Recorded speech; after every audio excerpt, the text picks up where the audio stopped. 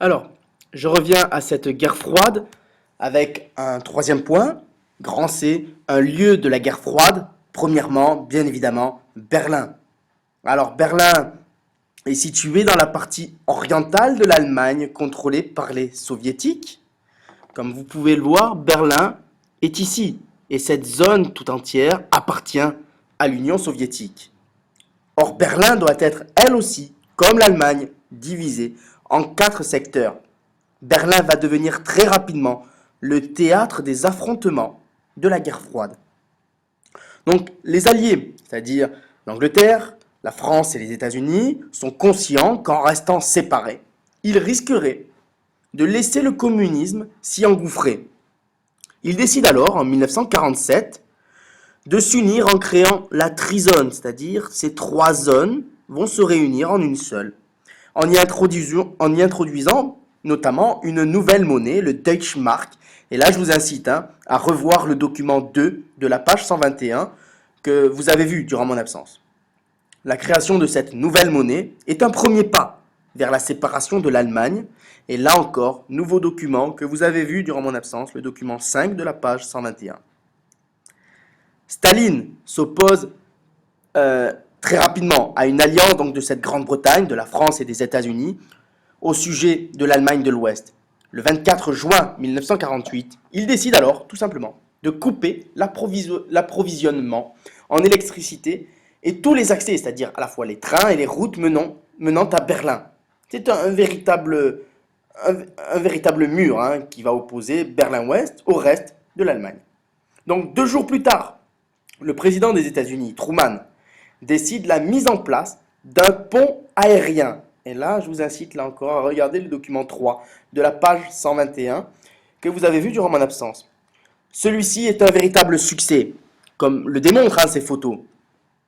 Durant 11 mois, 275 000 avions apportent des vivres, c'est-à-dire de la nourriture, des vêtements, aux 2 500 000 habitants de Berlin-Ouest. Face à l'échec de Staline, l'URSS lève alors le blocus le 12 mai 1949. Et là encore, c'est sur votre manuel à la page 121, document 4. Durant le même mois, la RFA, comme nous l'avons dit tout à l'heure, la République fédérale d'Allemagne, est créée à l'ouest. 5 mois plus tard, en octobre 1949, la RDA, la République démocratique d'Allemagne, est créée à l'est. Berlin-Ouest devient ainsi un îlot, comme une petite île, en pleine RDA. Elle devient rapidement la vitrine du monde libre. On va montrer aux habitants d'Allemagne de l'Est ce dont on est capable à l'Ouest via Berlin. Berlin-Est devient quant à elle la capitale de l'Allemagne de l'Est et une démocratie populaire. Nous avons deux modèles qui vont se faire compétition au sein d'une même ville. Alors, l'Allemagne de l'Ouest connaît peu après la fin de la guerre le miracle allemand, c'est-à-dire que cette Allemagne va se renchérir économiquement, socialement, il va y avoir du travail un peu pour tout le monde. Celui-ci donc va se traduire par une reprise accélérée de l'activité économique. À l'Est, donc à l'Est de l'Allemagne, les problèmes économiques et sociaux s'accumulent. Et l'Allemagne de l'Ouest, donc pour les Allemands de l'Est, est souvent vue comme celle de toutes les possibilités. Donc face à ce désarroi économique, en juin 1953, les Berlinois de l'Est vont se soulever tout simplement, ils vont se révolter contre le système soviétique qu'ils ne veulent pas. Ils veulent adopter le système capitaliste, le système libéral émis dans Berlin-Ouest. Cette insurrection, comme vous le voyez sur les photos, est écrasée par les chars de l'armée rouge. Progressivement, les Berlinois de l'Est vont chercher à gagner l'Allemagne de l'Ouest pour échapper à la pauvreté tout simplement. Donc face à cette situation, on parle alors d'hémorragie. En 1958, Nikita Khrouchtchev, dont nous avons évoqué le nom tout à l'heure, lance un ultimatum aux Occidentaux en leur demandant d'abandonner tout simplement Berlin-Ouest Il veut récupérer Berlin-Ouest. Évidemment, c'est un refus. Et face à ce refus, les soviétiques vont décider tout simplement la construction d'une séparation de barbelés entre Berlin-Est et Berlin-Ouest dans la nuit du 12 au 13 août 1961. Ce mur va faire 43 km et durant cette nuit-là, il valait mieux être du bon côté du mur. Comme vous pouvez le voir, hein, à Berlin-Ouest, on regarde de manière un petit peu stupéfaite cette construction du mur. À ce sujet-là d'ailleurs, hein, je vous ai mis sur le site un autre site hein, qui va remémorer un petit peu cette séparation brutale de Berlin à travers une reconstitution en 3 dimensions. Je vous conseille vivement de la regarder. C'est un court reportage qui va durer que 10 minutes, mais c'est une excellente reconstitution de ces années de séparation.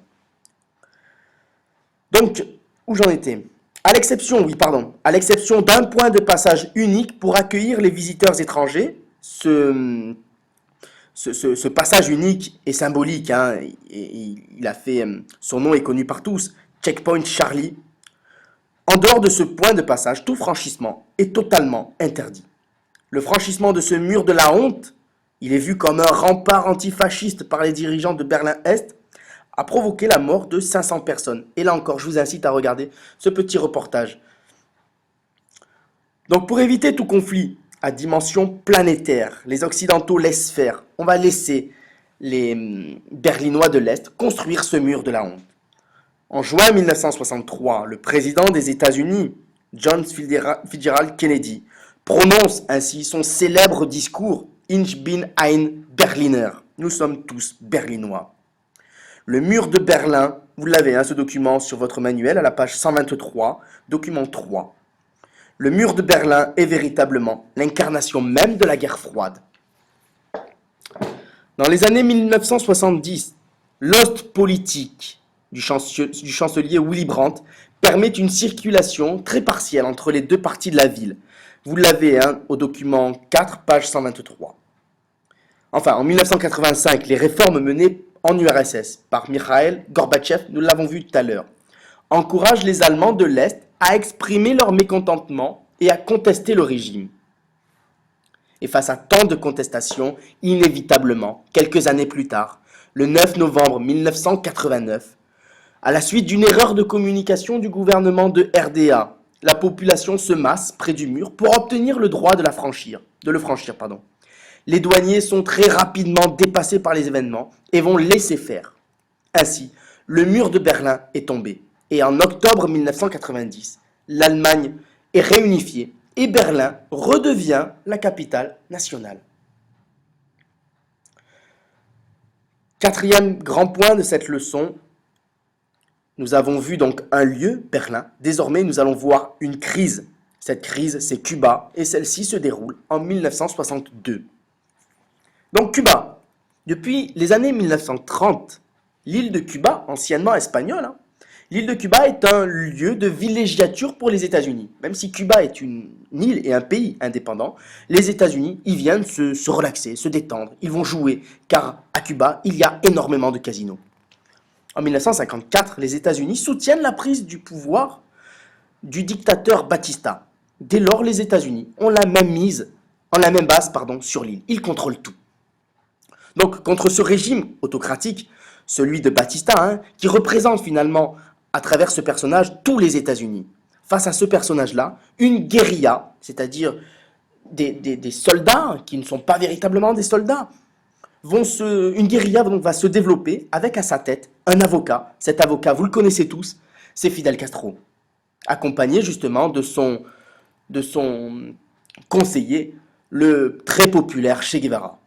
Donc cette guérilla parvient en janvier 1959 à faire fuir le dictateur. C'est une victoire pour Fidel Castro.